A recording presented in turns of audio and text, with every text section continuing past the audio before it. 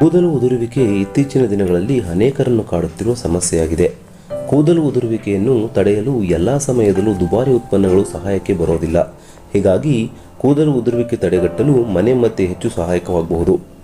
ಹಾಗಿದ್ರೆ ಈ ಒಂದು ವಿಡಿಯೋದಲ್ಲಿ ನಾವು ಆ ಸಹಾಯಕವಾಗುವಂತಹ ಮನೆಮದ್ದು ಯಾವುದಪ್ಪ ಅಂತ ತಿಳ್ಕೊಂಡು ಬರೋಣ ಬನ್ನಿ. ಕೂದಲು ಉದುರುವಿಕೆ ನಿಲ್ಲಲು ಮಾರುಕಟ್ಟೆ ಉತ್ಪನ್ನಗಳು ಸಾಲೋದಿಲ್ಲ.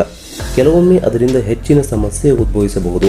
ಆದರೆ ಅದರ ಬದಲು ನೀವು ತಲೆಗೆ ಏನು ಹಚ್ಚಿದರೆ, ನಿಮ್ಮ ಆಹಾರ ಕ್ರಮ ಯಾವ ರೀತಿ ಇದ್ದರೆ ಕೂದಲು ಉದುರುವುದು ನಿಲ್ಲುತ್ತದೆ ಎಂದು ನೋಡೋಣ ಬನ್ನಿ. ಮೊದಲನೇದಾಗಿ ಮೆಂತೆ ಕಾಳುಗಳನ್ನು ಪುಡಿ ಮಾಡಿಕೊಂಡು ಕೊಬ್ಬರಿ ಎಣ್ಣೆಗೆ ಹಾಕಿ ಚೆನ್ನಾಗಿ ಕಲಸಿ ತಲೆಗೆ ಹಚ್ಚಿಕೊಳ್ಳಿ.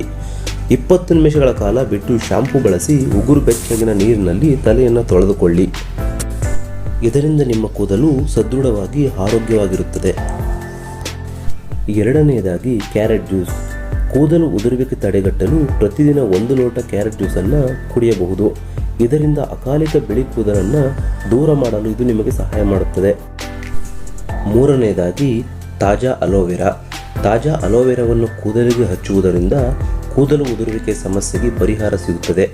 ಇದು ತಲೆಹೊಟ್ಟು ಸಮಸ್ಯೆಯನ್ನು ಕೂಡ ದೂರ ಮಾಡುತ್ತದೆ. ನಾಲ್ಕನೆಯದು ನೆಲ್ಲಿಕಾಯಿ ರಸ. ಕೊಬ್ಬರಿ ಎಣ್ಣೆಯಲ್ಲಿ ನೆಲ್ಲಿಕಾಯಿ ರಸವನ್ನು ಬೆರೆಸಿ ಕೂದಲಿಗೆ ಹಚ್ಚುವುದರಿಂದ ಕೂದಲು ಉದುರುವುದು ಕಡಿಮೆಯಾಗುತ್ತದೆ. ಹಾಗೆಯೇ ಕೂದಲು ಚೆನ್ನಾಗಿ ಬೆಳವಣಿಗೆಯನ್ನು ಹೊಂದುತ್ತದೆ. ಇದಿಷ್ಟು ಕೂದಲು ಆರೈಕೆಗೆ ಏನು ಮಾಡಬೇಕು ಅಂತ ತಿಳ್ಕೊಂಡ್ರಿ ಅಲ್ವಾ? ಹಾಗಿದ್ರೆ ಕೂದಲು ಆರೈಕೆ ಮಾಡೋದಕ್ಕೆ ನಿಮ್ಮ ಆಹಾರ ಪದಾರ್ಥಗಳು ಹೇಗಿರಬೇಕು ಅಂತ ತಿಳ್ಕೊಳ್ಳಿ.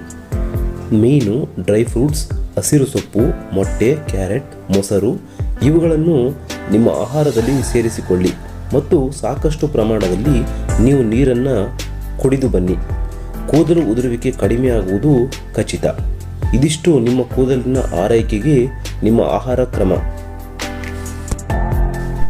ವೀಕ್ಷಕರೇ, ಈ ವಿಡಿಯೋ ನಿಮಗೆ ಇಷ್ಟವಾಗಿದ್ದರೆ ಒಂದು ಲೈಕ್ ಮಾಡಿ, ಹಾಗೆ ಶೇರ್ ಮಾಡಿ. ಮುಂದಿನ ವಿಡಿಯೋದಲ್ಲಿ ಸಿಗೋಣ. ಅಲ್ಲಿವರೆಗೂ ಕಾಯ್ತಾ ಇರಿ.